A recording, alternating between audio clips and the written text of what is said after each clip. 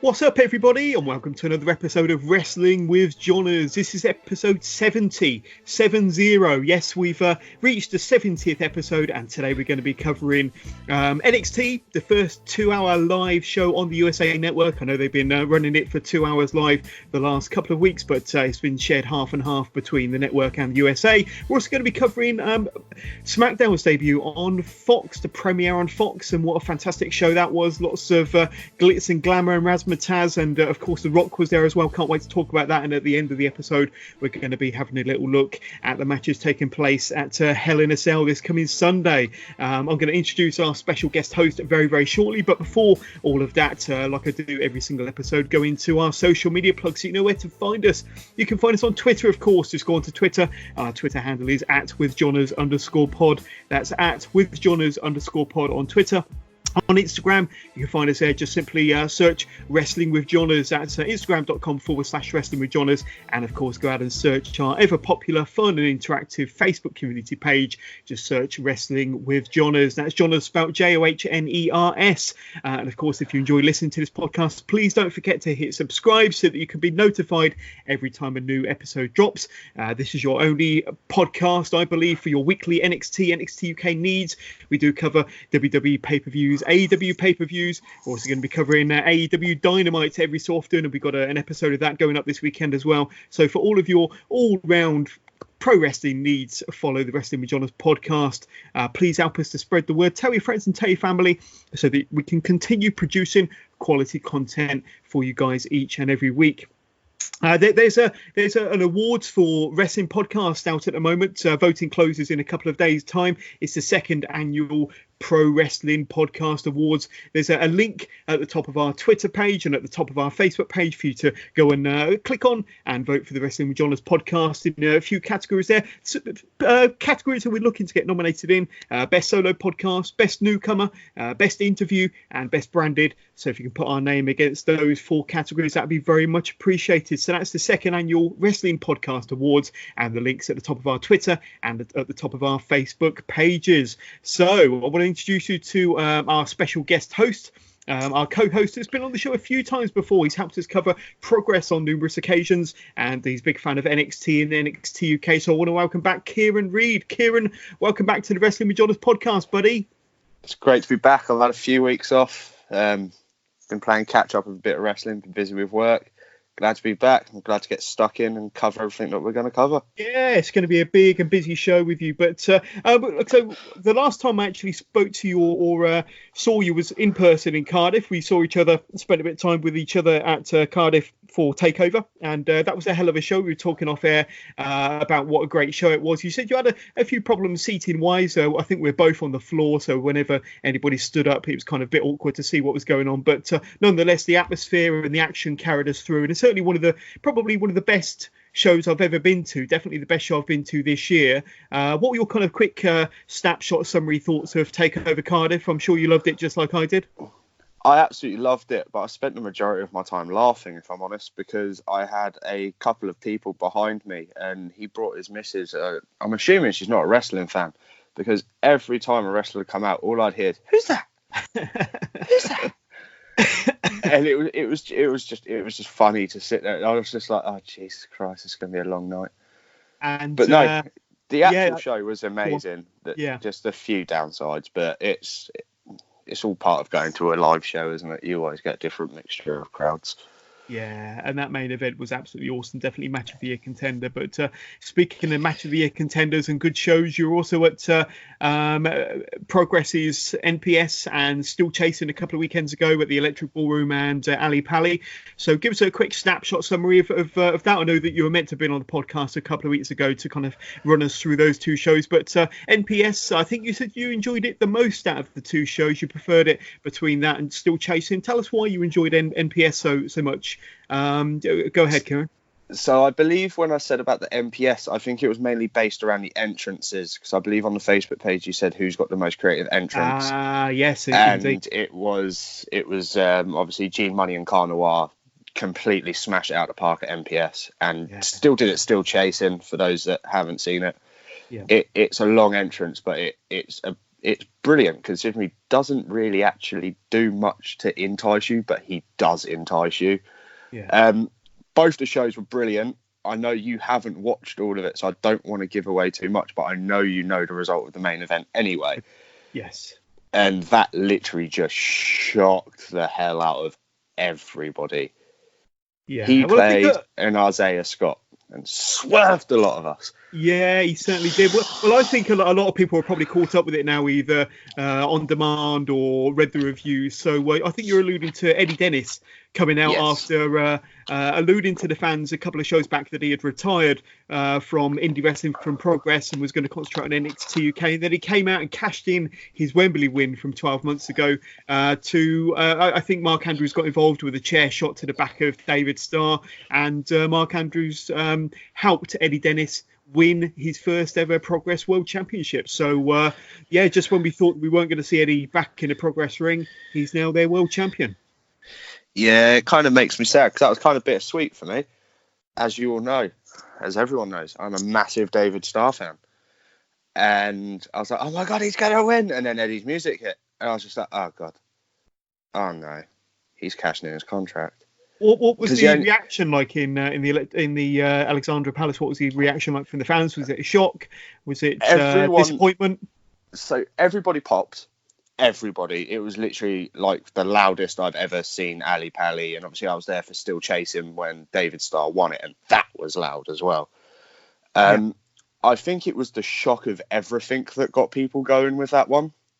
And then I think because now they've turned Dennis and Mark Andrews heel, which they've not had Mark Andrews heel, if I recall properly. Now you've got the reunited FCU as well. FSU, sorry. Yeah. And when they were together before, they killed it. So they're going to kill it even more now in their heels. So I could possibly see a DNR versus FSU possibly in the future, but they'd need to get a few more members. But I'm going off on a tangent. No, that's fine. And like I say, I wasn't expecting Eddie Dennis to be fit and healthy as quick as he has been, because I think he only suffered his shoulder injury around about late March, early April, because I know that he was meant to have gone over to New York, New Jersey as part of the NXT UK roster for Access for WrestleMania weekend, and he was injured slightly before that. I think the weekend before he was due to fly out, he posted a video on his Instagram or Facebook page saying about his injury and that he was going to get it assessed, and then he was later operated on. So we're talking 6 months, and he's not only been operated on, but he's fully recovered and back in the ring. I think his previous injury, which was to his other shoulder or bicep, was kept him out for about a year. So this one was half the amount of time out of the ring. But he, like you say, completely swerved all of us, and now he's Progressive World Champion. So it'll be interesting to see what happens there. And also whether there's possibly a rematch between him and David Starr, maybe him and Walter somewhere down the line, because Walter didn't lose his title, did he? He wasn't the one that got pinned, but he ended up the one that lost the Unified Progress World Championship at the end of it. But and then of course Paul Robinson won the new title that they had up for grabs, Still Chasing as well. All in all, quite a good show. And Progress never they always deliver. There was a few swerves in that Rumble, if you haven't watched it yet. Oh dear, I kind of cried. Yeah, I do need to catch up with that. That's the match I'm up to and Still Chasing. I've seen all of MPS, but like I say, time has been against me. And this week especially, I've just been watching, like I say, nothing but WWE or NXT or AEW. So we're going to get into it now. So this was kind of billed as WWE or kind of wrestling's premiere week. I mean, you obviously had Raw's season premiere. Like I say, they've been with USA Network for quite a while, but it was their season premiere this week. You had NXT, who's been on the USA Network for a couple of weeks, but it was their first head-to-head week with AEW, and it was their debut season premiere, you could say, on the TNT network at AEW. So we'll talk about AEW Dynamite in episode 71, which will also be dropping this weekend. And then, of course, you had SmackDown, which we'll be talking about a bit more later on, Kieran, and that was their premiere on Fox. So out of all of WWE's shows, SmackDown is now the biggest show on the biggest network out of all of the ones to carry a WWE program. And a hell of a week. And of course, it's all going to be capped off with Hell in a Cell, which is taking place this coming Sunday. So for wrestling, it's been a wrestling fan's delight, really, with all the live wrestling and all the fantastic shows and, like I say, premiere week and going all the head-to-heads. So, I mean, just in a nutshell, kind of what's your experience? It's been a premiere week between WWE, NXT, AEW. It's been a bit of a crazy week if you're a wrestling fan, Kieran. Insane, absolutely insane. Trying to play catch up with all of it is ridiculous, because I start work at 6 a.m. every day. I don't get the time to. When I get back from work, I'm tired. I don't want to have to go surfing the net for stuff to watch.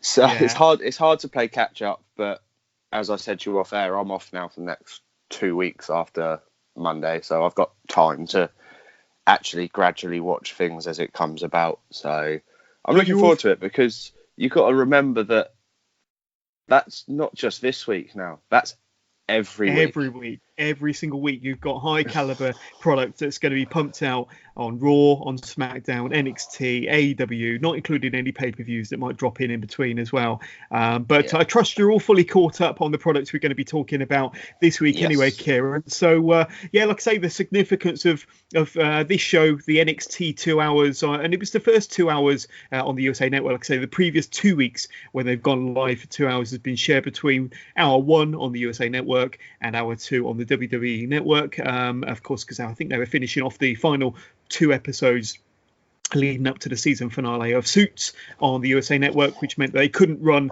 the second hour on the USA for week 1 and week 2. But week 3 coincided coincidentally with the head-to-head first ever AEW Dynamite, which aired on Wednesday evening. I think it was 8 p.m. till 10 p.m. Eastern for both shows, but AEW running live on the TNT network, and we're going to be covering that in a different episode, of course. But yeah, the significance of this show, NXT, was that it was the first 2 hours of NXT airing on the USA Network in its entirety, with limited commercial interruptions, as Mauro kept telling us. But as the show started, Mauro kind of introduced it as combat action for your satisfaction. So that's going to be the new tagline for NXT, and I quite liked it. I don't know if that was a Mauro kind of a liner there, or whether that was cooked up by somebody else behind the scenes. It definitely sounded like something that Mauro would have come up with. But combat action for your satisfaction, I'm sure that's going to be a line that he's going to be using quite regularly. But there was a really great video package to kick things off. So a new introduction called opening video package for NXT on a weekly basis. And of course, it had a bit of a voiceover from Corey Taylor from Slipknot, and of course, Slipknot, the band who plays the "We Are Not Your Kind" music to kick things off each and every week on NXT for their opening theme. And this week's NXT it starts with an NXT Championship match. So they wanted to start things in a big way with a bit of a bang, and of course, they did with Matt Riddle coming out first for his NXT Championship opportunity. You could say he's been with NXT for about 1 year. It's his first NXT opportunity, championship match. I know that he's been in number one contenders matches, which he has been unsuccessful in, but he got this opportunity by beating Killian Dane in their kind of street fight rematch from last week, which was a hell of a match. Going up against this week against NXT champion, of course, needs no introduction, Adam Cole. I mean, were you slightly surprised to see this match was kicking off this week's NXT? Obviously, they wanted to start things off with a bit of a bang to keep things tuned, to keep people tuned to the USA Network instead of starting things off over with AEW. But was this a bit of a surprise for you? Many thought this might have been our main event show. It was, and it wasn't. Just obviously, I've seen how the show's played out, but obviously, you're going face to face, you're going head to head for the first time with AEW. So you know both shows are going to want to come out strong, and both shows did. So for me, that's the match that probably had the most anticipation on it on the card. It was thrown together last week, but I think everybody wanted to watch that. If anyone follows the indie stuff and saw Adam Cole and Matt Riddle in the indies, they'd know that those two can put on a good match. So there's no stronger way to start. Yeah. So for me, it was the right call. Definitely, but then, since then, I've seen the figures for the shows, and maybe it wasn't. Yeah, well, we'll talk about the figures a bit later on, but in this match, Adam Cole came out with these right wrist in a cast. With the storyline kind of angle telling us that it was caused by Matt Riddle in their kind of post-match confrontation at the end of last week's show. However, many of us are aware that Cole has been carrying a wrist injury for a number of weeks now, that has kept him off the road and out of the ring for a number of weeks, with this being his first proper match since suffering the injury. But it certainly didn't let him affect his match or the match quality against Riddle here. There was formal ring introductions, so you had a big match feel, a big fight feel before this one kicked off. And Matt Riddle goes straight after Adam Cole's wrist, as you would expect. There were dueling chants from the fans. Some fans chanted "Undisputed," some fans chanting "Let's go, bro." Adam Cole got the first 2 count of the match from Ushi to take control of the match, you could say. Cole strikes with a devastating bicycle kick before Riddle strikes back with an exploder suplex and a Broton for his first 2 count of the match. Riddle then gets another 2 count from a flash knee strike and a fisherman buster. So far this match, as you would expect, has been red hot. Plenty of quick action and offense from both men.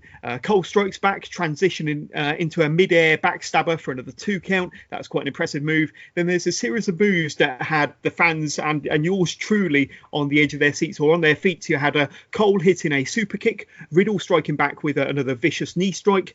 Cole then hits an enziguri. Riddle hits with a German suplex. Cole then comes back with an Ushi, getting a very close near fall. In that series of events and that series of moves, it's just an awesome sequence.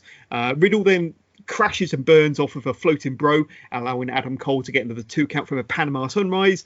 Adam Cole takes his eye off the ball for a second, allowing Riddle to hit a bro to sleep, his version of the go to sleep, of course, and then a power bomb and another knee strike before this time connecting with a floating bro for another close near fall. So this match was 100 miles an hour. Cole manages to hit a second Panama Sunrise, but misses the last shot, allowing Riddle to apply the bro mission. And the fans were going wild, thinking that they were going to get a submission victory for Matt Riddle here, but Cole was able to escape. Riddle goes for a Fujiwara armbar, first on Cole's injured wrist and then on his left arm, but Cole escapes both attempts before delivering his last shot, Shining Wizard. He hooks the leg and gets the pinfall, the 1-2-3. So that was a super hot opener to kick off this week's NXT between these two of the best on NXT, I have to say. It was a hell of a way to open a show, a hell of a way to get eyes on the product. More importantly, like I say, with it being the first 2-hour show to go head to head with AEW, to kind of get them people hooked into this week's show of NXT. And a hell of a way to introduce new people to the NXT product as well, so new eyes to the NXT. But what were your thoughts on this match then, Kieran? Hell of a match in my opinion. It was absolutely amazing. It's not the best ones that those two have put on, just from watching indie stuff. But I know that they're both carrying injuries at the minute. Right. It's come to light after the live show that Matt Riddle's also currently carrying an injury. Okay. He's got a mild concussion. And if you look at the match, there are some parts in it that are sloppy. Just my opinion. Obviously, people can disagree. It's what an opinion is.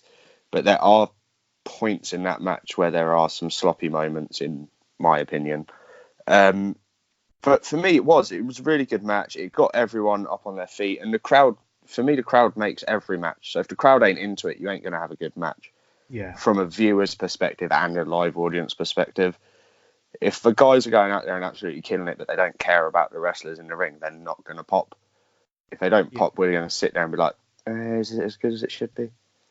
Yeah, well, I thought it was an excellent match. I mean, it's a lot of people are saying it's possibly one of the best matches ever on NXT TV. Aside from any takeover matches, this could be one of the better matches they've ever had on NXT TV. And but let's be honest, I mean, it's between two of the best, so we knew we was going to get an excellent match. But I thought it was a fantastic match, and it certainly had me shouting at the TV, jumping up and down. All the reactions that you get when you know a match has really got you hooked. But definitely really rate this match, and I can understand why they put it on first, obviously to kind of get them eyeballs on their product instead of the competition. But and then as if we thought the madness of the opening match was over, but it didn't end there. As Adam Cole was celebrating in the ring after his epic title defense, we hear the music of former and longest reigning ever NXT champion Finn Balor to make his return to Full Sail to a rousing ovation and holy bleep chants from the fans. Finn Balor grabs a mic to tell Adam Cole and the fans that as of now, Finn Balor is NXT. So, as big a reaction as Balor got from the Full Sail fans, I can't help but think that potentially it pushes, contenders like Matt Riddle down the ladder again for, another NXT opportunity. Pushes him kind of back down the contention, possibly putting himself in contention to be the next number one contender for Adam Cole's NXT championship in the future. But what's your kind of reaction to the return of Finn Balor? It was completely unexpected. I didn't see any rumours out there about this one. Took me by surprise, took the fans by surprise, like I say. And but Finn Balor looked happy to be back in a place where he was the longest reigning NXT champion of all time. And probably where he's had his best matches and best success, to be honest with you. What are your thoughts? Finn is home. Finn Balor is home now. It's where he started. It's where he made his name. And let's face it, on the main roster, as much as everyone goes, he was the inaugural Universal Champion, blah, blah, blah, all of this stuff, they've done nothing with him since. And I think it's good for Finn to take that time away from the main roster at the minute with what's going on with everyone, because you've still got the draft to happen. Yeah. So I think Finn should go down to NXT 6 months to a year, I reckon. Rebuild some rivalries down there, and then they will do a massive swap around because they're going to want to keep the product fresh. This is where WWE have the advantage over AEW, in my opinion, is they can mix things up. AEW has a certain talent pool where WWE has 3 different shows it can pick from. Yeah. So, but yeah, it's the right call, and I'm glad that he's gone back to NXT because it's been hurting me seeing him how he's been used on main roster. So yeah, it's a good call, and my missus will tell you if she was here that she's gone out all morning. I've just been doing Finn's entrance everywhere. I bet you've been driving her crazy. But yeah, like I say, I popped for it when it happened, but then kind of I thought, well, yeah, that, Matt Riddle then becomes a bit of an afterthought, and other people that might have been in contention becomes a bit of an afterthought. But it does potentially build to quite an interesting match that I alluded to on the Facebook page for War Games. And we'll talk about that later on because there's one other person that's that pops up a bit later on that could play a part in that. And we'll talk about that potential match that could be building for War Games. But whether it's short term or whether it's long term, I'm happy to see Finn Balor back. He's back, like you say, he's back home. He's back where he was comfortable. He's back where he was champion. Like I say, I think he looked happy to be back as well. So I think that he's pleased to be back in front of the Full Sail audience, and a good opportunity for him to rebuild himself. We've seen so many main roster stars go back to Full Sail, back to NXT to kind of rebuild their career. It worked for a short period of time for people like Tyson Kidd and one or two others, Cesaro as well. So I'm sure it'll work. It will definitely work for Finn Balor. He's too good for it not to work. And like I say, he's been pushed straight into the main event scene. So good for him. I did notice something as well, and it took me by surprise. I literally paused and ran up and told my missus. I paused it on a screenshot. If you look at Finn Balor's right arm, he's got a tattoo now. Ah, that's interesting. It completely threw me. You can just see the tip of it out of his jacket. Because I paused, I looked, I was like, that's a tattoo. Does Balor wear sleeves when he wrestles? I don't know if he just wears sleeves or maybe it's just when he kind of wears. This covers half of his hand though. Right. Okay. His sleeves normally like Jeff Hardy used to wear, where it covers half of his hand. Right. It was like that, but this was like really vibrantly coloured. Finn doesn't really wear vibrantly coloured stuff. It's black with either red or white and blue, but this had green and all sorts on it. And then I was thinking that when I first saw it, I was like, oh, he must just be wearing gear. But he wasn't in gear. So They'll why have do he wear to. his gear sleeves? I wonder if he got that cleared through Vince, because they'll have to make another action figure of him now with the tattoo, but because it won't match up with the old ones. But there we go. So then moving on, we get an appearance from the Velveteen Dream, looking splendid on his brand new sofa, his brand new chaise lounge, surrounded by a bevy of beautiful ladies. Dream sends out a challenge to Roderick Strong to regain his North American Championship, of course. And as per usual, the Dream always knows how to make his presence known, how to make an appearance, and he's another superstar that I truly believe will no doubt thrive on the USA Network. I think for a big channel like the USA, I think they're going to love a personality like the Velveteen Dream. We also get an announcement that next week Drew Gulak will be back on NXT. He'll be defending his WWE Cruiserweight Championship against Leo Rush. And, of course, Leo was back on our screens. He won a number one contenders match against Tony Lorcan a couple of weeks ago. So that was a surprise return for Leo Rush. And then we move on to match number 2, Kieran. Io Shirai versus Mia Yim. Now, I've said this before. Aside from the Fiend, the transformation of Io Shirai, or more importantly, the heel Io Shirai, has been one of the most fascinating things over recent weeks or recent months on the NXT TV or WWE TV. Are you as much in love with the heel Io as I am, or as many of us are out there on the kind of wrestling community? What's your thoughts on heel Io Shirai? I think when we did the prediction show for Cardiff the night before we went down, I'm loving this new Io, and I believe I called her Nightmare Io. Yeah. And I absolutely love it. I just think the absolute transformation from the music to the way she carries herself in the ring is absolutely amazing. And for me, I don't get why they haven't used this transformation to have her against Baszler, because this could be the time for them to get the title off Baszler, especially with Fox wanting a more sports-based product. And obviously there's a couple of things that happen on SmackDown, which we'll talk about later. But it would make sense then, because you could then push Baszler away from NXT a bit and have her slide up there. I mean, you don't know. They might just do it in the draft and have her throw double duty. Yeah.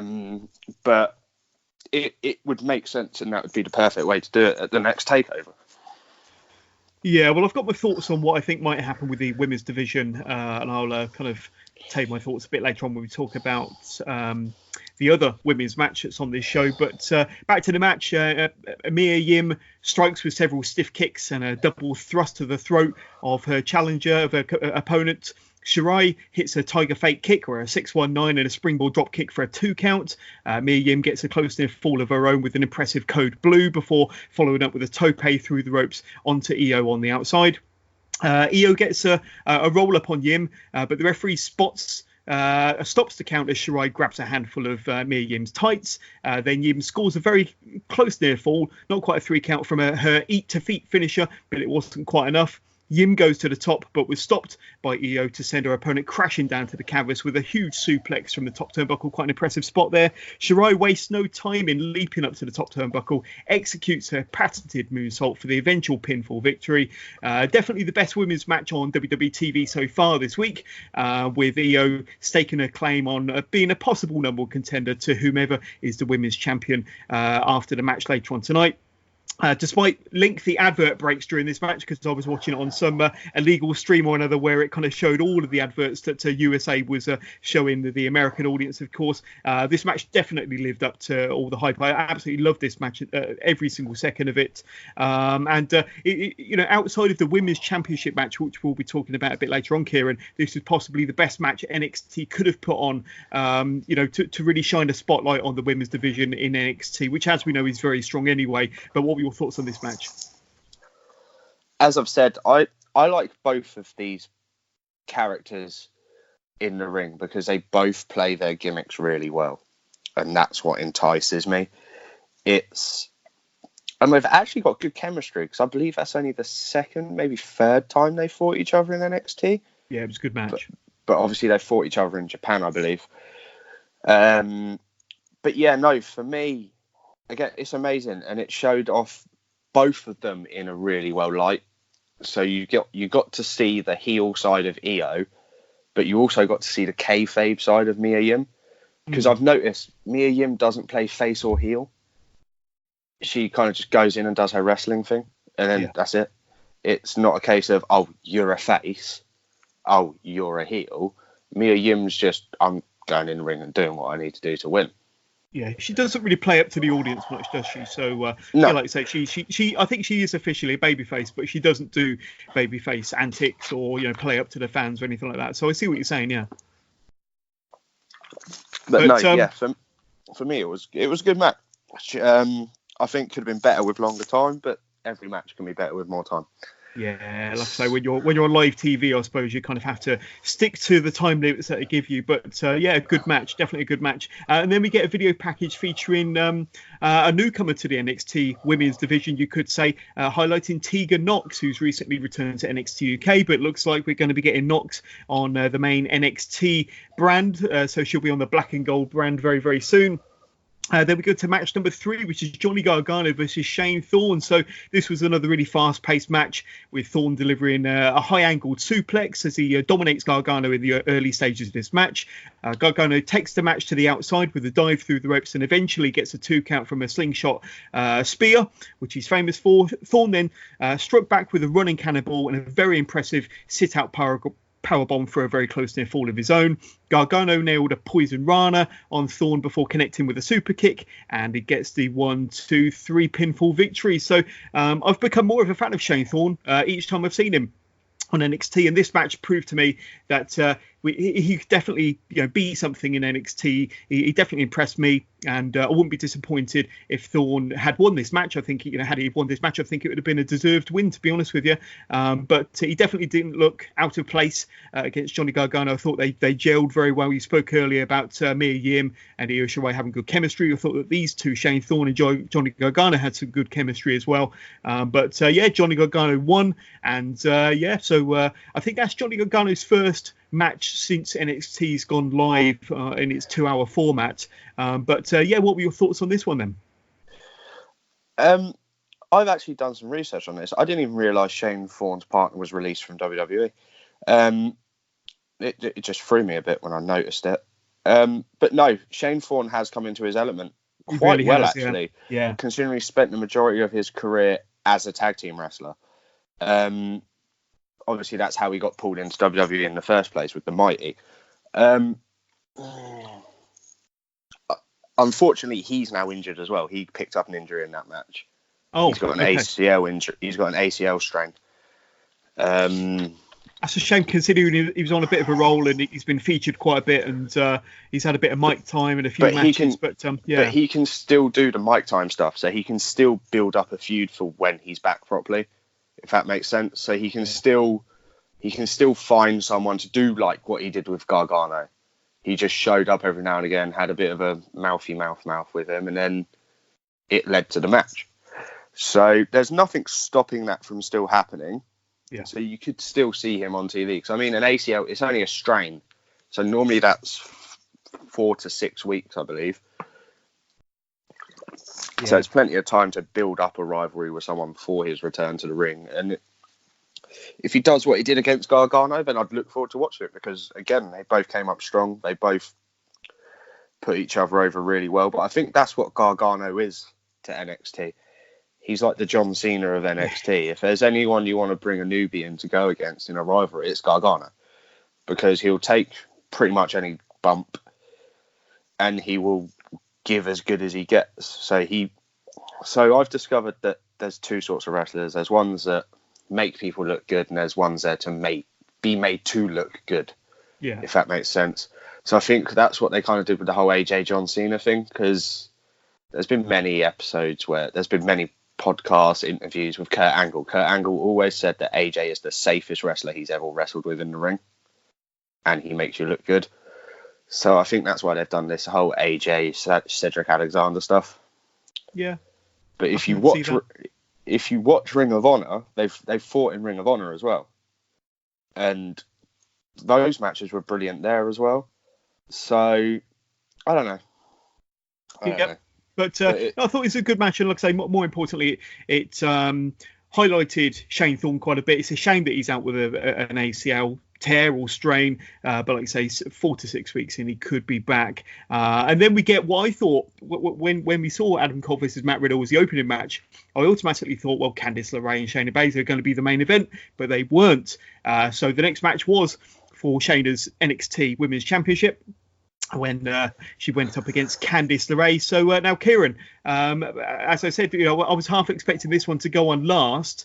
I was expecting the outcome to be a little bit different as well, to be honest with you. But Shayna Baszler managed to retain. There was lots of really cool spots in this, and I thought Candice LeRae really shone, to be honest with you. I think that she was kind of the star of the match. She was flying all over the place with a triple dive through the ropes and all sorts of high spots from Candice, and Shayna kind of played her usual heel tactics, but in the end she managed to win the match and defeat Candice LeRae with a was it Karafuda clutch, sleeper hold, and she manages to retain her NXT championship. But I'd say the Mia Yim versus Io Shirai match was very good. This one I found topped it, and was definitely the best match to this point on the card. But what were your thoughts on this one?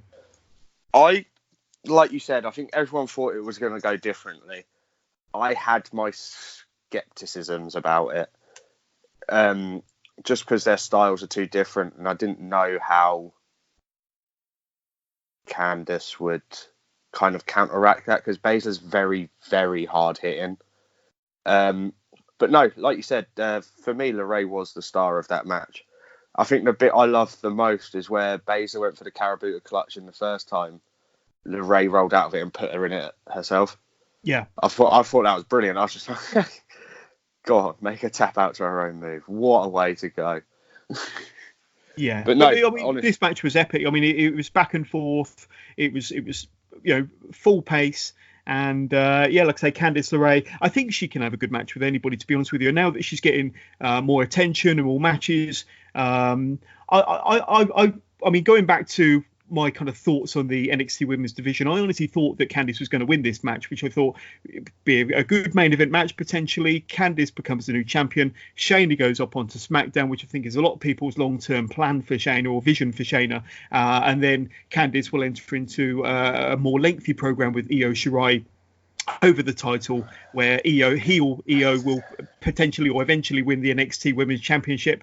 That may all still happen in the future, but they're definitely got their sights on keeping the belt on Shayna for a bit longer by the looks of it. So they've got no plans, certainly at the moment, for moving her up onto either Raw or SmackDown. Like I say, our thoughts were that she was potential fodder for the new SmackDown going on to Fox, but that didn't happen. So what's kind of your thinking behind keeping the belt on Shayna for so long? I know that she's excellent, and if this was a kayfabe world, and if this was a legitimate combat sport, then Shayna would still be the champion forever and a day, of course. But it isn't. It's professional wrestling. You would expect, maybe a babyface underdog like Candice to eventually take the belt off of her. It didn't happen this week, but can you see that being the eventual outcome? So I believe they've got a takeover coming up very soon. Same weekend as Survivor Series, isn't it, normally? Yeah, that'd be War Games is the next one in November. Yeah. So they might do something based around that, I reckon. So they might keep it with her on that. But like I said before, earlier on in the show, you've got the draft coming up, and they do use all three brands in the draft. So you think Baszler might be drafted to one of the other two then? Well, yeah, because you could get her onto double duty. Yeah. Because she doesn't really wrestle much on NXT shows. It's more promo-based stuff. And if she does, Maria Shafira and Jessamine Duke normally get involved anyway. So the only issue is because they all go live. And obviously, NXT's always in Orlando. But then SmackDown travels all over the place, and so does Raw. So it all depend on traveling schedule and if she's physically up for doing that. So I don't know. It's possible. I mean, they throw matches together on NXT, but they do it so well that we're all hyped for it. So you never know. In 2 weeks' time, might have a fatal 5-way for the women's division's title, and it's a good way for her to lose the belt without being pinned. Yeah, I mean, I've got a bit of a theory. I wonder if they're possibly waiting for Ronda Rousey to make a return and then introduce Shayna around that same time, so they can kind of build off of their friendship and build a bit of a rivalry, whether it be Shayna versus Ronda, or rebuild the MMA horsewomen, for example. But maybe they've held off from doing anything with Shayna on any of the other two brands because of Ronda's injury. Obviously, she suffered a broken hand at WrestleMania, and then she nearly decapitated two of her fingers while she was recording some TV show in America. But I'm more than happy to see her as the NXT Women's Champion. Of course, don't get me wrong, but I would have expected her to have lost the championship before now. She certainly is putting in kind of an Asuka length reign, to be honest with you. And I think she's in her second defence now of the championship. But it's going into what must be going into maybe its second year now as the NXT champion. But I think that did she regain the women's championship against Kairi Sane in Phoenix in January? Take over Phoenix just before the Rumble. So she got it back at Evolution. Right, women pay-per-view. So if that's the case, then she's had her second championship reign for pretty much a whole year now, because I remember it was October of last year when the Evolution pay-per-view took place. So her second reign has been going for nearly 12 months, and that's a good championship reign for anybody. But I think that it would be refreshing to see a new champion, if that makes sense. And I think that's what I'm trying to say. And I think Candice LeRae would make a good babyface champion, put her in a program for the title against Io Shirai. That could be a good, fresh championship kind of feud. Yes. But then we're reminded that Imperium and their arrival onto the black and gold brand on NXT, of course, and their battles and their feud with Kushida over recent weeks. And the Kushida will be going up against the leader of Imperium and the leader of Ring Camp, Voltaire, next week on NXT. So we're looking forward to that one. I know you've seen Walter in the flesh a few times. We're big fans of Walter on this podcast. Walter versus Kushida, a bit of a mix of styles, but the chemistry seems to be there. I think a lot of people are quite hyped for this one and looking forward to seeing what Kushida and Walter can bring to our TV screens. I feel bad for him. I'm not going to lie. I feel bad for Kushida. He's gonna get battered with chops.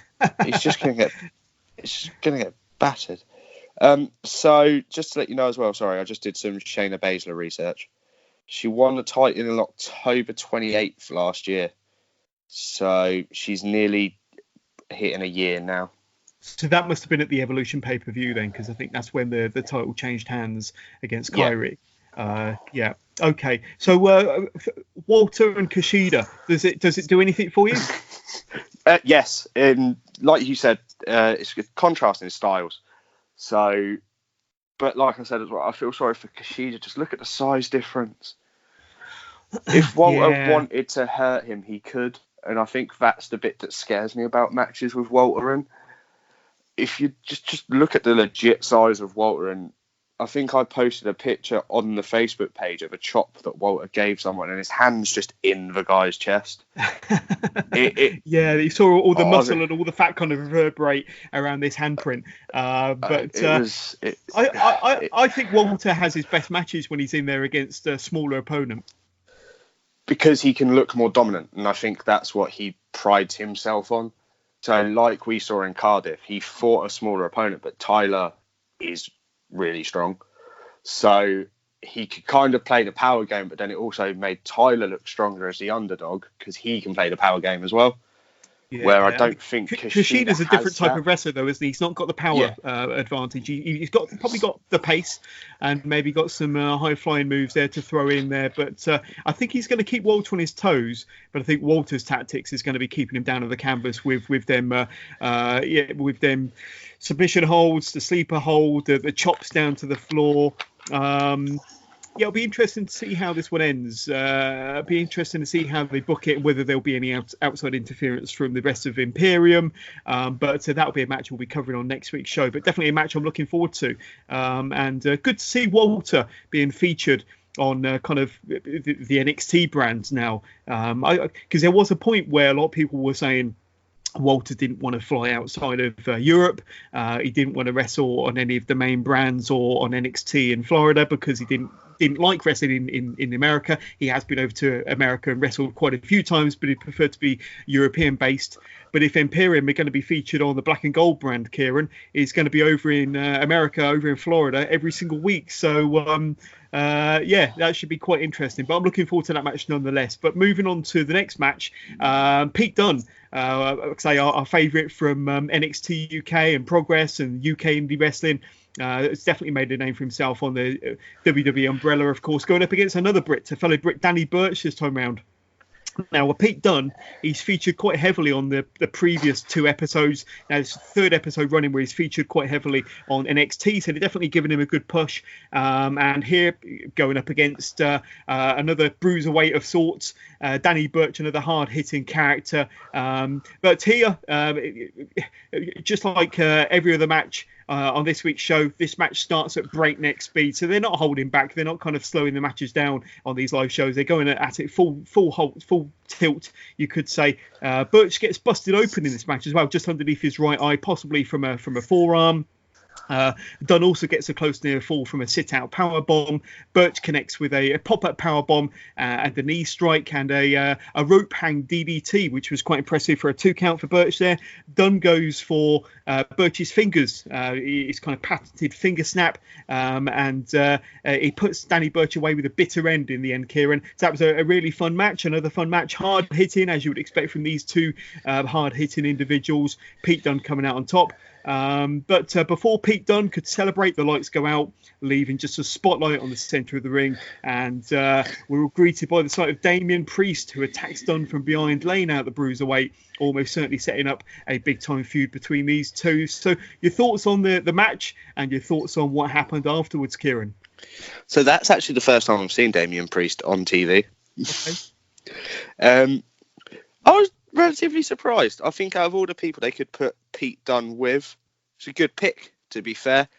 If Damian Priest can go over in the feud, it'd be brilliant for him, because obviously, like you said, Pete's made a name for himself now, and he is, like I said with AJ and stuff, he's kind of a go-to guy for people to look big. He's versatile, isn't he? Yeah, he can have a good match so with he anybody. can. Yeah. And I think that's amazing. It puts Pete in good light as well. So, yeah, it does. I'm intrigued to see how this feud goes, to be honest. I want to see who they put over in it. Because obviously you've just had Pete wrestling for the North American title. So if Priest goes over, Pete, does that now put him in line for the North American title? You've now got Johnny Gargano technically sitting in mid-card. There's so many options out there.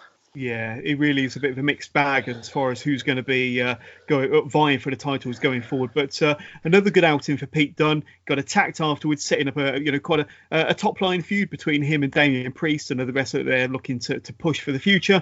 So it'll be interesting to see who comes out on top for that one. Could be a potential takeover match. I wouldn't mind seeing them two in a takeover. I think they'll certainly deliver. And we haven't seen Damian Priest in like a top level feud or a takeover match yet, so that'd be quite refreshing. And then we get Kathy Kelly backstage speaking to Adam Cole when the rest of the Undisputed Era jump in, with Adam Cole telling them that O'Reilly and Fish must continue the Undisputed prophecy by retaining their championships against the Street Profits in tonight's main event. So then we go straight into the main event. Street Profits come out, they're sung to the ring, introduced by Wale, an American rapper that I'm not too familiar with, if I'm honest with you. And then we get the entrance of Undisputed Era. The Profits and the Undisputed Era has given us some outstanding matches this year, especially when you think back to TakeOver 25, the Fatal 4-Way Ladder match in particular. More recently, the Profits dropped the titles to the Undisputed Era on an episode of NXT TV a few weeks ago. The heels did a great job in cutting off the ring in this match, throughout the match, really, keeping Montez Ford grounded in their corner. There's a code breaker wheelbarrow suplex combo from Fish and O'Reilly for a 2 count. Ford does eventually make the hot tag to his partner Angelo Dawkins, who cleans house, sending Kyle O'Reilly crashing into his partner Fish with a huge pounce, sending both of them kind of almost flying out the ring before spearing Fish into the canvas. Dawkins drops O'Reilly with a leg catch suplex. Fish goes after Dawkins' left knee before O'Reilly hooks in a knee bar, which soon gets broken up thanks to his tag team partner. Bobby Fish finds nothing but canvas from a big splash, allowing Montez Ford to deliver one of his own, getting a 2 count for his troubles. Bobby Fish then Fish and O'Reilly were about to get the hell out of there, leave the match, get out of Dodge, when they're met with an outstanding somersault plancher clean over the ring post from Montez Ford onto their opponents on the outside. That was a super impressive spot, something that we've seen Ricochet do in the past, but now Montez Ford is following suit. Ford then throws Fish back into the ring, hoping to get an end to the match, when the North American champion Roddy Strong comes down to interfere. Dawkins puts an end to that with a dive through the ropes, but following the distraction from Fish and O'Reilly, they're able to hit their high-low finisher, with O'Reilly hooking the leg of Montez Ford and getting the pinfall victory. So the Undisputed Era retaining their championships here. Fish and O'Reilly celebrating in the ring. We see Adam Cole then come out to the stage to show off his championship after his victory against Matt Riddle from the show opener earlier on in the night. But he is interrupted by none other than Tommaso Ciampa. So Ciampa comes out circling the NXT championship, looking down at Goldie as the history-making episode of NXT goes off the air with a bit of a stare down from Tommaso Ciampa and NXT champion Adam Cole. So, Kieran, that was an outstanding match, a really good victory there for the Undisputed Era to retain their championships. But what's your thoughts on this match? And what's your thoughts on the return of Tommaso Ciampa? Absolutely amazing, to be honest. I'm glad to see Tommaso back, if I'm honest. It's been a while. It's been quite a long time since we've seen Tommaso. He's been out for another 6 to 8 months himself. I think it's probably been since about because I know that he was originally in the discussion to be main eventing Takeover around WrestleMania weekend against Johnny Gargano, and he's pulled, I think, literally a couple of weeks before that match was due to take place. So I think he's officially been on the sidelines since about late March, early April this year. So another 6 to 7 months out for Tommaso, but he's had neck surgery. And he's not only recovered from that, but he's trained and he's fit and he's been cleared to return after only 6 to 7 months from neck surgery. It's been quite astonishing, really. I've been watching quite a few of his bits online about this. So he does like occasional video interviews about it and stuff like that. And he says that he's amazed himself at how quickly his body's healed with this. I think he says because of his passion he has currently, it's his words were, it's gone through my body and helped me heal to get back to what I love quicker. Yeah. And I was like, that is literally one of the most brilliant things I've ever heard. And it could be true. It's all about mindset and your passion for things. If you're willing to work for something, then you will recover quicker. And Tommaso's proved that with this. Yeah. Most people who come out with neck injuries are out for nearly a year. Well, so, this is it. Yeah, I mean, I was always half expecting it to be a career-threatening injury to possibly keep him out for longer or possibly forever. But he's certainly done the trick, and whatever helped him to heal as quickly as it did certainly did the trick here. But so we've had the return of Finn Balor in one night. We've had the return of Tommaso Ciampa, both of them staring down the champion, both of them possibly staking their claim to being contenders for his championship. But I've also seen rumours online of them potentially joining forces, adding maybe a Johnny Gargano and a Velveteen Dream to go up against all 4 members of the Undisputed Era in maybe a War Games cage match at the next Takeover. So what do you think about that bit of potential fantasy booking? I know you like to do a bit of fantasy booking yourself, but Gargano, Ciampa on the same side with Finn Balor and Dream to go against Undisputed Era. What are your thoughts on that one? Take Dream out, add in Pete Dunne because he's a spot monkey, and we got a deal. I think I'm not sure they'd put Dream in a match like that. I know he likes to take big spots, but a War Game's a whole different kettle of fish. It's very intense the whole time you're in there. So for me, I would probably take out Dream and add either Pete or Damian Priest in there because they don't mind getting a smack in the face. Yeah, Dream is feuding with Strong at the moment, though, so that feud could. I know. So on that spill side, over into on a that War Games side, it match. makes sense. Yeah. Yeah, and I think they should do it old school way as well. So do you not remember the old ones where whoever got the winning pinfall, got a shot at the champ? It adds that other twist to it. Yeah. Adds that other twist because then you've got the 4 people fighting against the UE to be like, oh wait, who's going to get the pinfall? Or it just adds that little bit of a twist. Could they put all the championships on the line? I don't think they would do that because it kind of, you couldn't have all titles change in one place. And I think that as well is why they wouldn't do the UE in the War Games, because then you'd just have to have a load of mid-card matches, if that makes sense. If you did that, you'd only be able to have the War Games match which entice people and the women's title match that would entice people, because you wouldn't have your tag and you wouldn't have your North American. You could throw in there the Cruiserweight Championship match, maybe maybe a WWE maybe a WWE United Kingdom Championship match with Walter defending this championship. So there's options. So like I say, the NXT roster on its own is quite deep. It's got a lot of it's got some of the best wrestlers in the world outside of the 8 people that we've just mentioned. But it's only speculation, and maybe it's just my mind working overtime, Kieran, to be honest with you. But that would be brilliant, though. Yeah, I half expect Undisputed Era to be in that War Games match, but it's a question of who are they going to face. That's the big question. But overall, I thought it was a really, really strong episode of NXT. And to be honest with you, it was takeover level. It was takeover standard. I think a lot of people are saying that this could have been a takeover by any other name and you wouldn't have known any different. To be honest with you, they pulled out all the stops, and I think since they've gone live over 2 hours the last few weeks, they really have pulled out all the stops, and they are producing fantastic quality matches, good rivalries, and some good storylines. And I think that's what they need to do if they want to kind of not only match but potentially go one better than AEW in the future. But what were your kind of overall thoughts, your kind of your lasting memories of this episode of NXT then, Kieran? Return of Finn, return of Tommaso. Those two were the major things, because they were the 2 things that nobody was expecting. They were both quite quiet social media wise about it.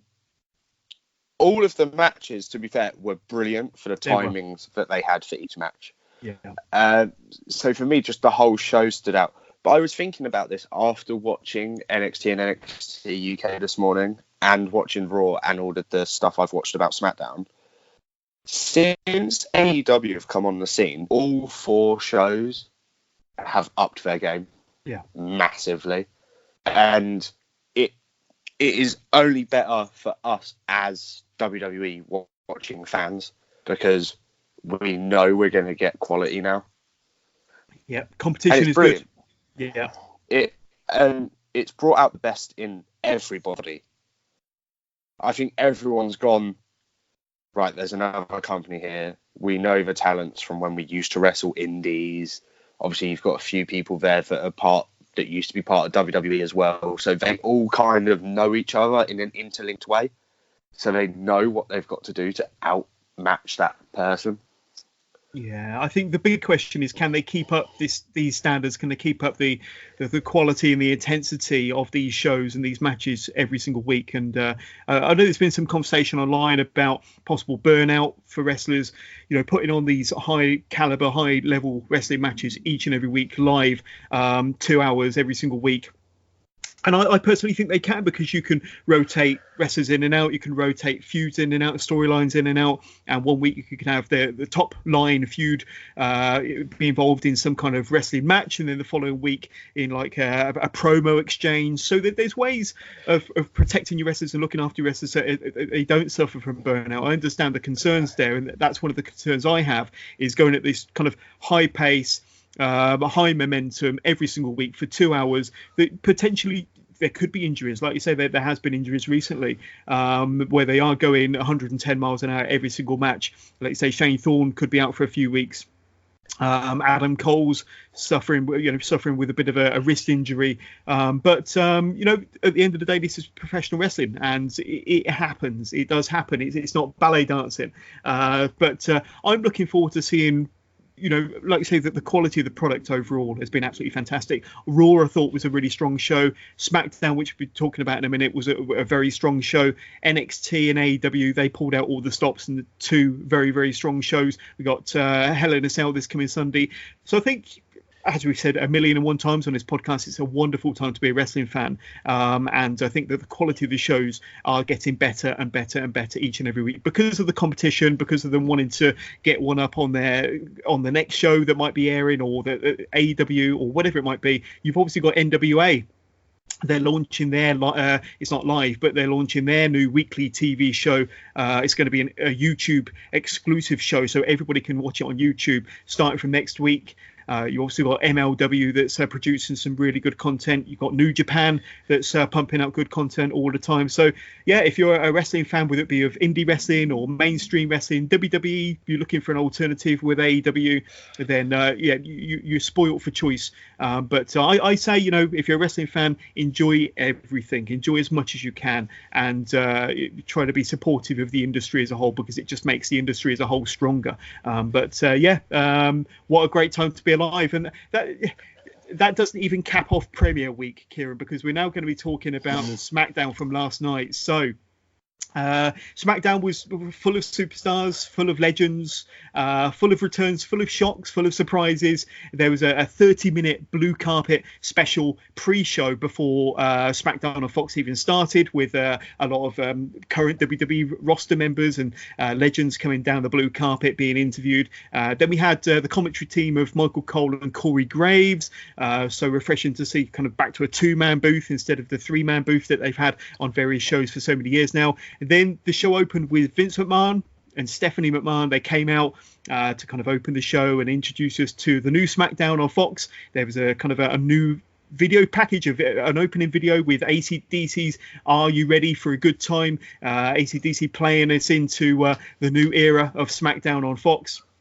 And it appeared to be pretty much a sellout audience at the Staples Center in Los Angeles. And I think the ticket sales were dragging a little bit until recent weeks. So certainly over the last couple of weeks, when The Rock was announced to make an appearance, and I think there's a massive spike in sales. But I think it looked pretty full. I mean, usually when you see fan photos online, you see kind of half the audience bare. Certainly hard camera side is normally empty, where the camera, the shooting side, the other side of the audience is normally full, where they push them all up into one area. But I think the whole arena looked pretty full. But to kick things off, we had Becky Lynch coming out, followed by Baron Corbin to kick things off. And Becky dared Baron to step inside the ring. But before he could, we got the music from the jabroni beating, eyebrow raising People's Champion, The Rock.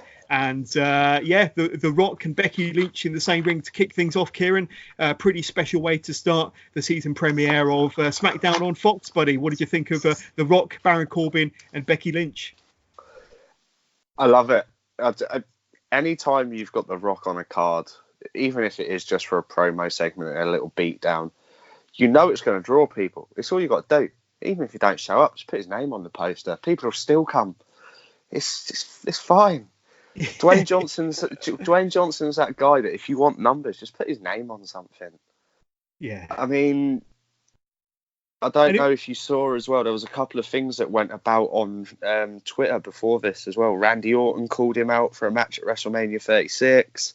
Nice. John Cena congratulated him, saying he now knows what family means after being on Fast and Furious 9. I was like, you've been with WWE longer. This is your first film. How is the Fast crew more your family than the WWE people? I was like, it's more of a slap. It's kind of a slap in the face than a compliment.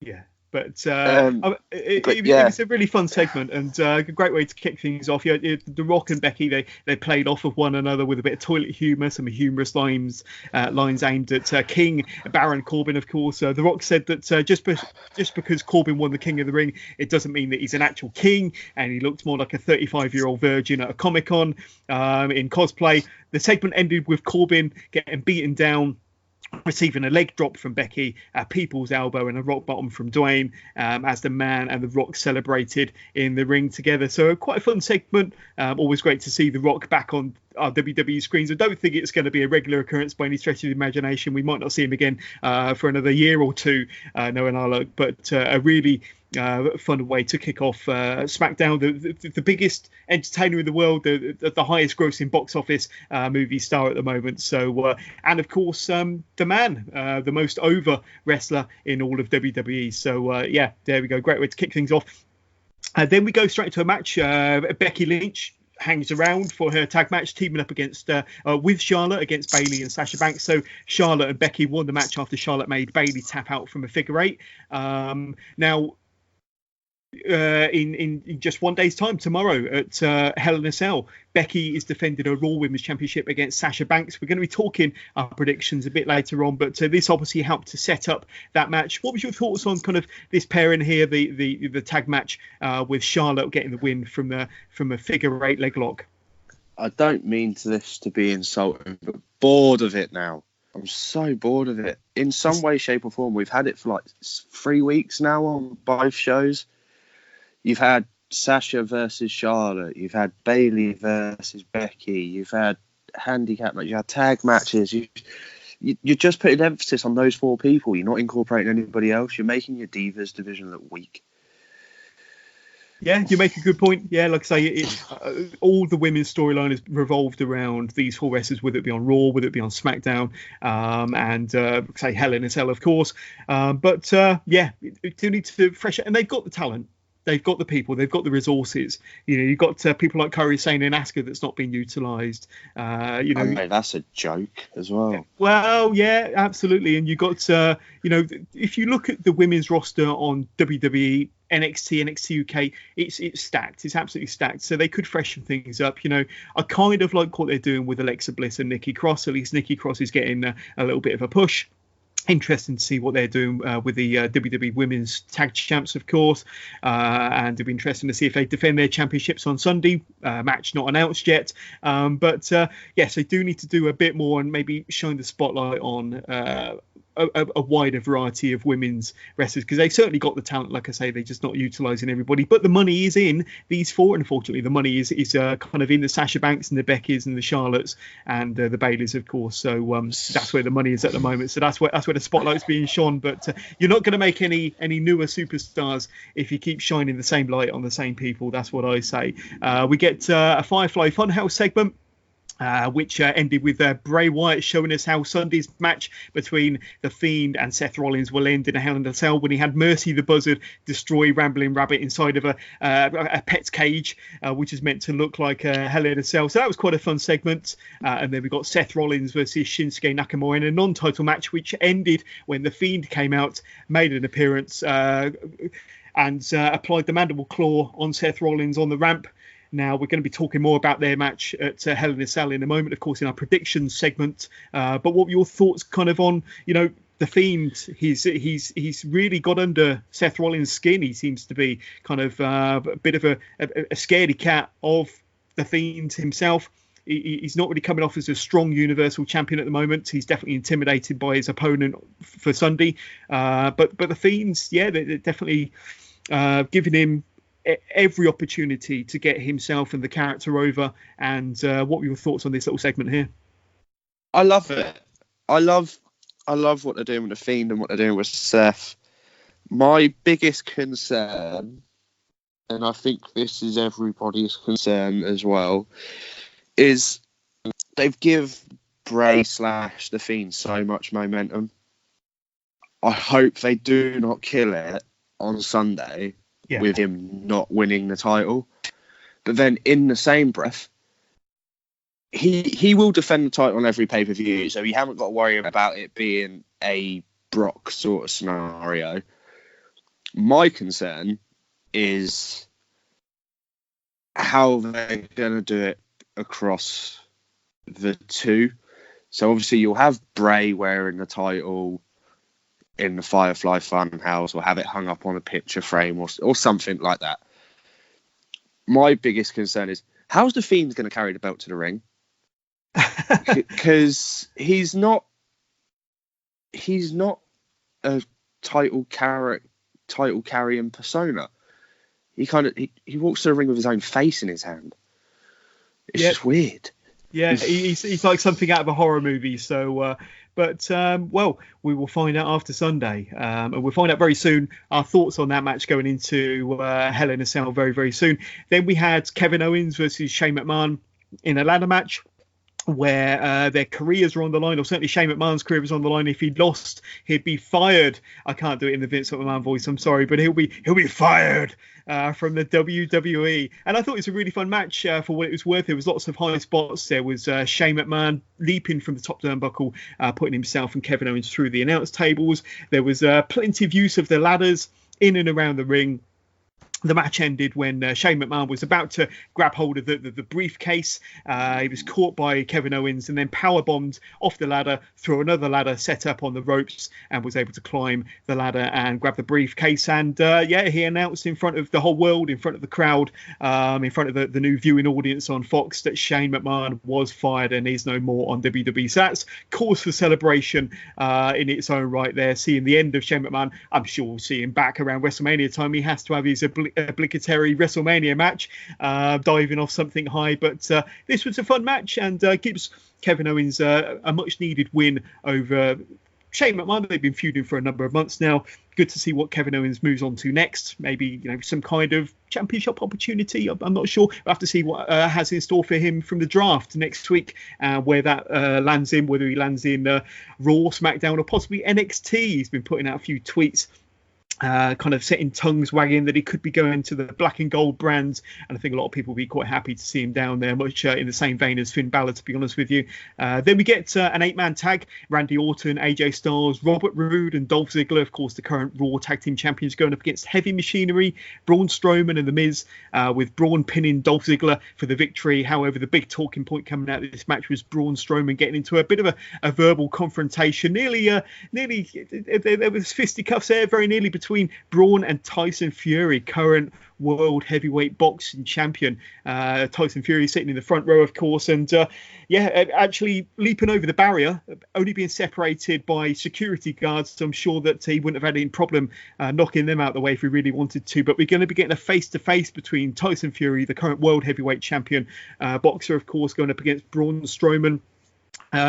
This could be quite interesting. There's rumours that they might be putting Braun and Tyson Fury maybe in a match at Saudi Arabia I think it's later on this month, at the end of October. I would hold off and possibly have this as a WrestleMania match. They could build this for the next 4 or 5 months, hold it off until WrestleMania 36. But what were your thoughts on kind of this whole segment and the inclusion of Tyson Fury, current world heavyweight champion, and a bit of a face-off with Braun there? See, I disagree with what you said about holding it off to Mania, because we've had that before with Big Show and Mayweather. It was just atrocious. No, it was a good match. What were you on about? No, it wasn't. It was horrible to watch. And although this has a different aspect to it, because obviously they're both big dudes. So where the Big Show Mayweather match, that was just stupid. Just the size difference alone was stupid. It's like, why would you do that? Why would you put that little thing against Big Show? I can see how it'd be interesting and it'd be a good way to put another aspect into it, but I don't know if it's just because it was on Fox, and as everyone knows, Fox want a more sports-based thing. Mm-hmm. So then does this mean then that Braun's going to go to SmackDown? Then does that mean if Braun's going to go to SmackDown, we'll finally see him beat Brock Lesnar? For God's sake. That's never going to happen, you know that. It's just, oh, good God. But it was a good way to shake things up, and it kind of had the feels of Stone Cold and Mike Tyson from all them years back, 22 years ago, having, kind of a tough guy like Tyson Fury having a face-off with a top wrestler within the WWE, not quite to the standard of Mike Tyson and Stone Cold, of course, but it'd be interesting to see.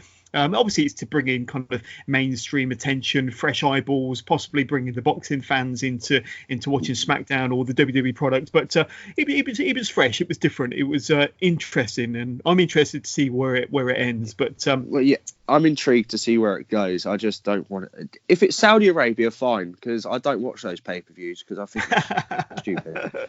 Because I just don't agree with the fact they don't allow women's wrestling on it. I think that's my biggest concern with that. Same here. Yeah, I think that's everybody's gripe with it. It's just like, well, you're not getting the full product then, because the women can do stuff most of the time better than the bloody men. Yeah, of course. And it's just like, you just know, because there was rumours, weren't there, at the last one that they were going to have, was it Natalia versus Bliss? Alexa? I think it was Natalia versus Bliss, and then they pulled it 2 days before. Yeah, I was like, no. And they ended up visiting a children's hospital and to get a bit of publicity. But it irritates me.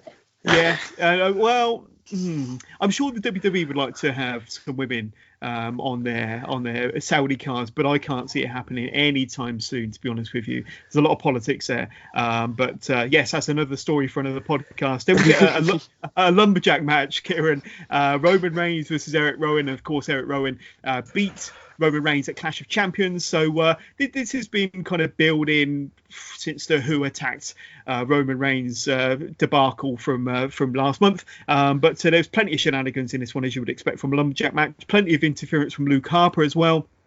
The match ended with Daniel Bryan getting involved, nailing Harper with a running knee in the ring to put a stop to his interference. That allowed Roman Reigns to hit Rowan with a spear for the win, setting up their tag match at Hell in a Cell on Sunday. So we'll be talking more about this, but that's one of only 4 matches announced for Hell in a Cell. And it's Luke Harper and Rowan versus Roman Reigns and Daniel Bryan. That should be a good match. Then we get our main event. Kofi Kingston. He's been WWE champion since WrestleMania. He's actually been an all right champion. He's been a fighting champion. He hasn't got any more serious as WWE champion, still throwing pancakes around and grinding around with Big E and Xavier. But he's played his part. He's had one or two feuds. His Randy Orton feud has been a little bit lackluster, but it's been good to see Kofi Kingston as a WWE champion. I think it's something that a lot of his wrestling fans have kind of wished for many years. He's been champion now for 6 or 7 months since WrestleMania. Brock Lesnar gets in the ring, the bell rings, 10 seconds later, one F5 later, and we have a new WWE champion. So that kind of almost dismissed Kofi's 7-month-long championship reign in 10 seconds. So as Brock and Paul Heyman are celebrating in the ring, you have another surprise appearance. We've had a few of those this week, and it's former UFC champion Cain Velasquez comes out. He's accompanied by Rey Mysterio. You've got Rey Mysterio's music coming down. Rey's walking down the ramp. You've got Cain Velasquez there. You've got Brock Lesnar, the new champion in the ring. And Cain Velasquez gets in the ring.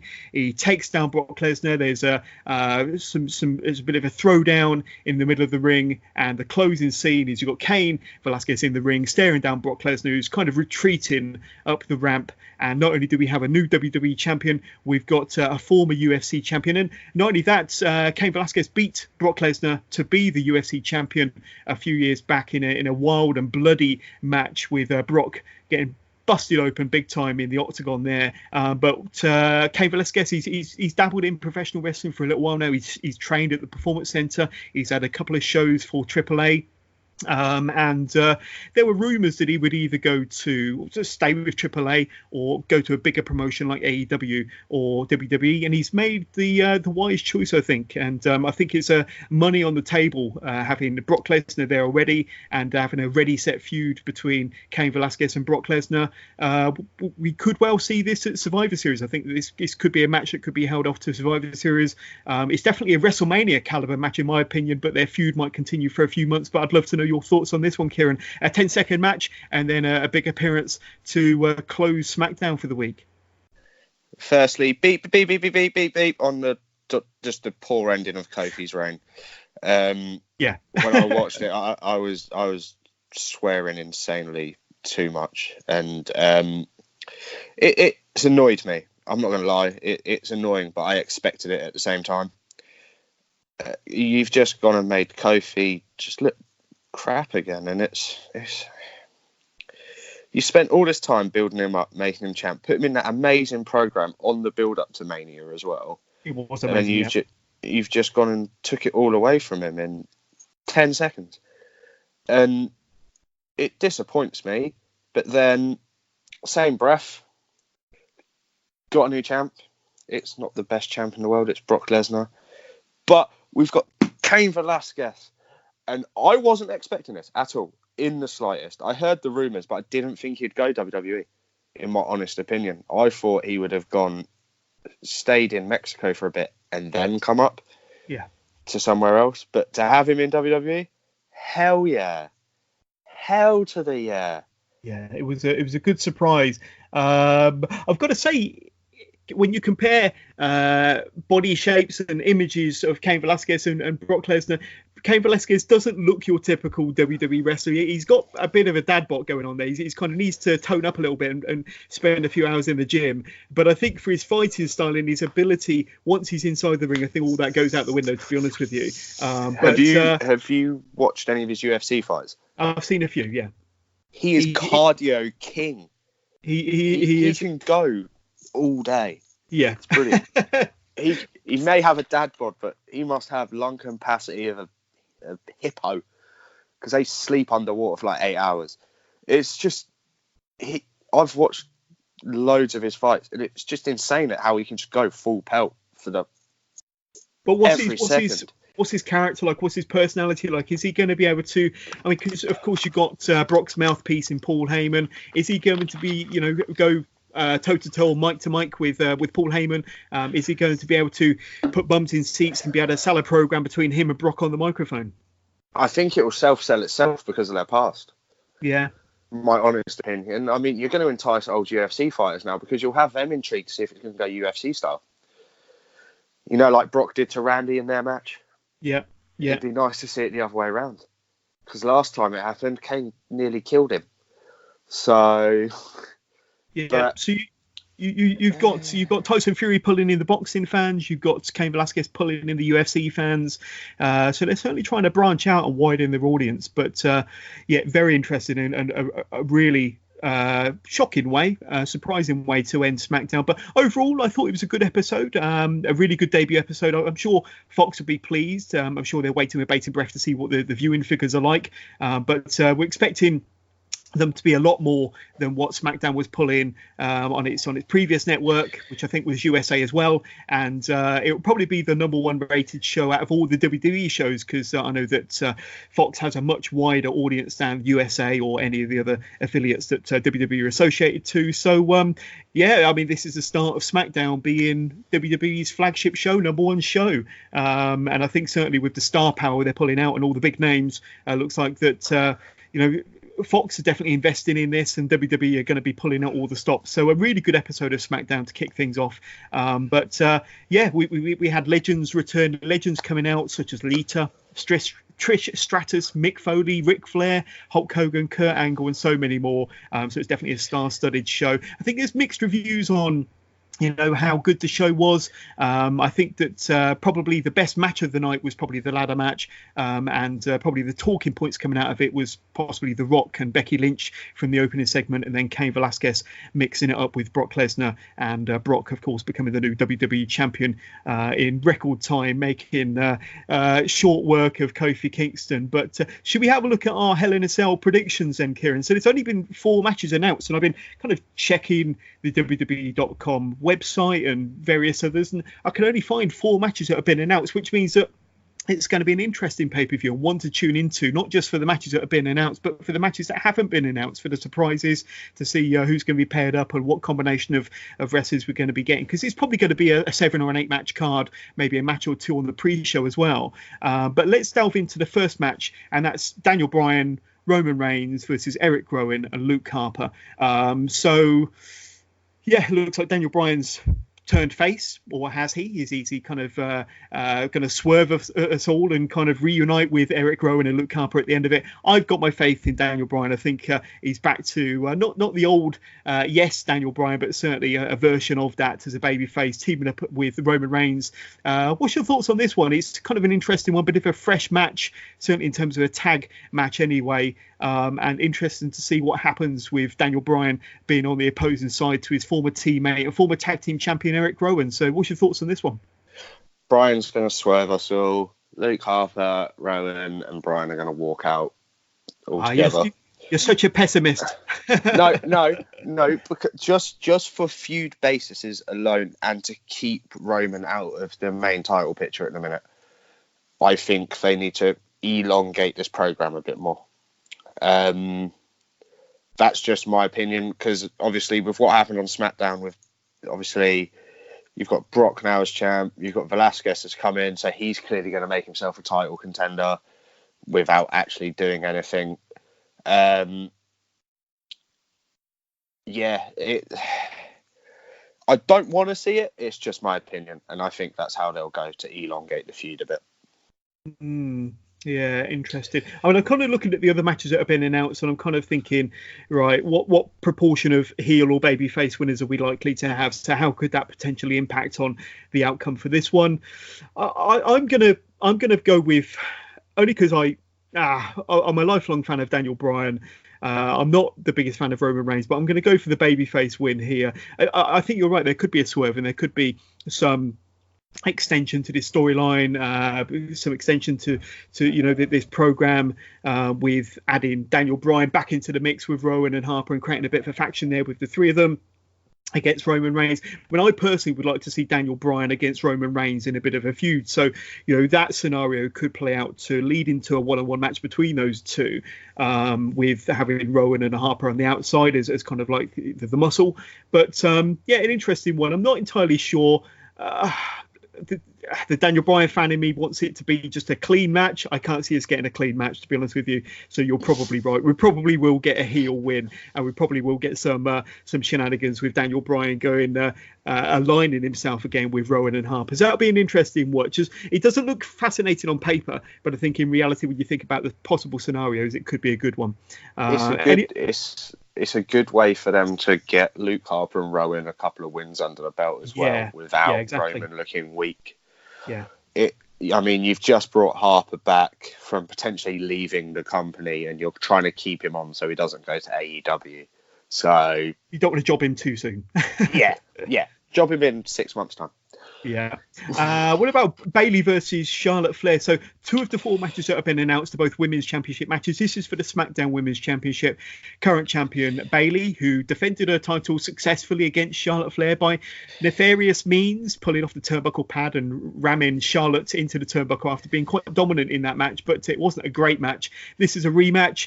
It's a singles match, no gimmick attached to it. I'm sure they'll get longer in this one, especially if there's not many matches on the card as a whole. Bayley hasn't really been doing it for me, whether it's as a babyface champion or as a heels champion, if I'm honest with you. Charlotte Flair, I'm not into her as much nowadays. I think they'll have a good match, but what's your thoughts on this one? I don't care. It's my honest opinion. I've seen it too much now through NXT, through SmackDown when they all came up, through Raw, through all of the title swapping, and oh my god, I'm bored. Yeah, like I stated, I'm just bored of those 4 always together. Yeah, you've got Lacey Evans who can kill it. You've got Natalia who kills it, and yet hasn't won a title in ages. It frustrates me. I know that's where the money is, but like you said, you're not going to make new stars if you don't put spotlight on the other stars. Yeah. And when Ember Moon, Asuka, and Kairi Sane came up, I was like, yes, we're going to have some different blood. Boy, was I wrong. Yeah, I would have expected Ember Moon to have had more of a push. I know that she had a championship match against Bayley in one of the pay-per-views, but it was not very memorable. Hence, I can't remember which pay-per-view it was, but Extreme Rules possibly. They haven't really done anything with Ember since, although she's, I'd say, equally or maybe more talented than Bayley. But like I say, I think we're going to get a good match. But like I say, it's one of the matches that you've seen before. You don't really care too much about. I don't really care who wins either, to be honest with you. I probably suspect that Charlotte will win, only because it will be, the reverse outcome of what happened at Clash of Champions. Of course, she gets her own back, and I think they're trying to make her again as a babyface, so that could work. We're heading into kind of getting closer to Survivor Series, then Royal Rumble, going into Mania. They probably want Charlotte as their champion heading into Mania, but it'll be interesting. But one of the matches that, doesn't really get you excited for the show. I was going to say, because I didn't actually do my prediction, I just said I don't care. I'm going to go with Charlotte for the win. But then I think that's going to have impact in the later match. Okay. So let's move on to that match then. Becky Lynch versus Sasha Banks. There's two Hell in a Cell matches. It's the first of two. It might be the show opener as well. So Becky Lynch versus Sasha Banks in a Hell in a Cell. They had an excellent match at Clash of Champions. Sasha Banks is killing it since she's been returned, since she's come back as the kind of new blue-haired heel. Sasha Banks, the boss, is finally back against Becky Lynch, who's still quite hot. She had a go. I think the match against Sasha at Clash of Champions certainly reinvigorated her, lit the fire again, whereas she had a bit of a lackluster feud against Lacey Evans, but this one kind of brought her back into prominence. She's getting a lot of mainstream TV coverage as the face of WWE 2K20 and being in there with Stone Cold, being in the ring with The Rock. She is quote unquote the most popular or most over character in WWE, but being inside a hell adds a different dynamic to it. I'd love Becky to retain here personally, because I'm more into Becky than I am Sasha. But I think that maybe the time is right for Sasha to win the SmackDown or the Raw Women's Championship, to be the new Raw Women's Champion. I think the title could possibly change hands on Sunday. What's your thoughts? So I'm hoping. So my predictions are going on if the match card plays out how I want it to play out. So I want the two Hell in a Cells back to back at the end of the show. That way you ain't got to lift it all up and lift it all back down. You can just leave it as is. But for me, so if the SmackDown women's match is before this match, then it will be Banks that beats Lynch, but because Bayley will get involved because she's pissed that she lost the SmackDown title. That's how I think it will happen. I think it will happen, but I think it will happen with untoward situations. Plus, as well, if they go on first as well, Bayley could just hide under the ring. Yeah, potentially. So, who's your winner again? Who are you going with? I'm going with Sasha to win. Right. If my match card plays out how I want it to. Yeah. Okay. And like I say, although it goes against my better nature, I'm going with Sasha as well, to be honest with you. And then what's clearly going to be the main event, the match that's been promoted more than any other match of late, Seth Rollins putting his Universal Championship on the line in a Hell in a Cell once again against the Fiend Bray Wyatt. So before they were calling the Fiend just the Fiend, now it's the Fiend Bray Wyatt, just to kind of obviously join the dots to those that are getting confused that it's the same person. But it is the same person, but it's his alter ego. It's his kind of bipolar Jekyll and Hyde character, you could say. So I just want them to call him the Fiend, and I'm sure for the most part he will be. This is the match that I can't wait to see. And I think the way that they've promoted, the way they've pushed, the way they've handled Bray Wyatt and the way they've handled the Firefly Funhouse, the way they've handled The Fiend, it's been absolutely spot on perfect. I know the WWE can be criticised so often for screwing up debuts and for screwing up personality. And let's be honest, they did it with Bray Wyatt originally. They should have pushed him to the moon. They had him lose to Cena in his first WrestleMania 30, and then to Taker at 31. And then, so he's lost to all the big stars. You could say he's got a bit of a rub off them, but he's not done him any favours in the win-loss column anyway. But here, he's only had one match. And he's already in a Hell in a Cell main event for a championship. But that match was pretty memorable against Finn Balor at SummerSlam. Here in match number 2, certainly on TV anyway, it's got to be The Fiend. I think if they're going to continue the effort and the momentum they've put into pushing this character, and the effort they've put into Bray Wyatt and the Firefly Funhouse, and everything that's gone into this, they've got to follow through. They've got to follow through, and they've got to put the belt on The Fiend. And I think that's the only possible outcome. What's your thoughts? I agree. 100% agree. If it goes any other way, as I said previously, I think it was off air. I can't remember if it was off air or on air. I'm looking forward to the pay-per-view, and that's the match I'm looking forward to the most. But I don't want WWE to kill The Fiend. And as much as I don't want that in my head, it's because they've done it so often. I'm just like, they're going to do it, aren't they? They're going to make Seth prevail. He's going to be the Monster Slayer, the Beast Slayer, and the Fiend Slayer, and then he'll face Taker at Mania, and he'll be the Phenom Slayer. And I'm just like, oh my god, this guy's got too many nicknames. So yeah, don't forget the King. Don't forget the Kingslayer. I'll screw the Kingslayer. Triple H is nothing anymore. But for me, it's I want the Fiend to win, but in my head, in my heart, I want Fiend. In my head, I'm saying Seth, because I just know what WWE are like, and he's the money maker at the minute. So stuff it. I'll go Fiend. Oh, you changed your mind at the last second there. I thought you were going to go for the most boring wrestler in the WWE universe, but you've gone with the most interesting one instead. So well done. But Kieran, we've got to wrap it up there, buddy. We've spoken at length about NXT, the first 2-hour show on USA, going head to head with AEW. We spoke about SmackDown, so a really good week's worth of wrestling. Whether you've watched Raw, AEW, SmackDown, NXT, NXT UK, whatever brand you follow, whatever wrestling you enjoy.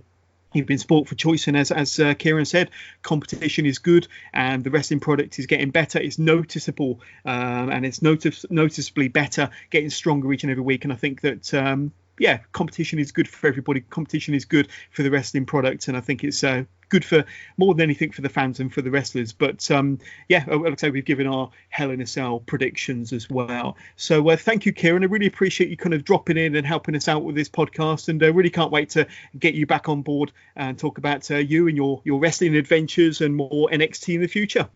Yes, I can't wait as well. You know me, I always look forward to it. Love a bit of talking about my passion. As I said on the Facebook page as well, it's brilliant for me to get out there and actually express how I feel and how I'd like WWE to be booked, let's say. Yes, we all like a bit of Kieran Reid fantasy booking, but that's all for this episode. We are recording very, very soon the AEW's first ever episode of Dynamite podcast with Chris Thornton and Ash Crawford very, very soon. So that will be dropping in a matter of hours, as will this one. So please keep it tuned to the Wrestling with Jonas podcast for all of your weekly NXT and NXT UK updates with WWE and AEW pay-per-view reviews and so much more. And if you have enjoyed listening to podcast, please don't forget to spread the word. Tell your friends, tell your family. Let's get even more people listening to the podcast. Please hit that subscribe button so you get notified on when the next or when every episode of the Wrestling with Jonas podcast drops, so you don't miss out on a single episode. But don't forget to vote for the Wrestling with Jonas at the second annual Wrestling Podcast Awards. And of course, the link is pinned to the top of our Twitter and to the top of our Facebook pages. So if you're not following those pages, go out and do so at @withjonas_pod and Wrestling with Jonas on Facebook. But for the meantime, from myself and from Kieran, thank you very much for listening. Hope you enjoy Hell in a Cell taking place tomorrow, and have yourself a good week. Take care, everybody. Bye.